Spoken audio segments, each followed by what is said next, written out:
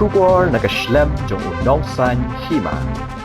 Ka Jylla kan pha hadu shpotli ki jat Ïalehkai shaka Khelo India Youth Games araja apusan ka bandong ha Bihar nadu ka saw hadu khatsan tarik ubanai jemang araja apusan kini ki kentop ya ka football ka balayo lingba ka direct entry kat baki weipat ki balayo da ka wild card entry kilong ka archery athletics badminton boxing cycling gymnastic judo, shooting, bat ka swimming. Haswa bakan mi na kanong ba, na kalyang katanat Ïalehkai, kala ay kublay Kitbok katrubyang ya ka ka Kynhun, ha ka jingya lang kabalalong ha ka State Convention Center Shillong, ha ka balayadan lang umintri rang ba ka Jylla u konrat ke sangma, kum ukong san, kum ju umintri katanat Ïalehkai u ba syaklir warjeri, kum usimbot kong san, u director katanat Ïalehkai u Didi Shira, u working president ka MSOA u ba John F. Karshiyang bat kiway-kiway. Laban penkan mau baha ka Khelo India Youth Games araja apusaw ka Jylla kalakhurya ka nam ladu ha ka Ïalehkai football but ha u arhajar apulai kalakhurya ka takmar no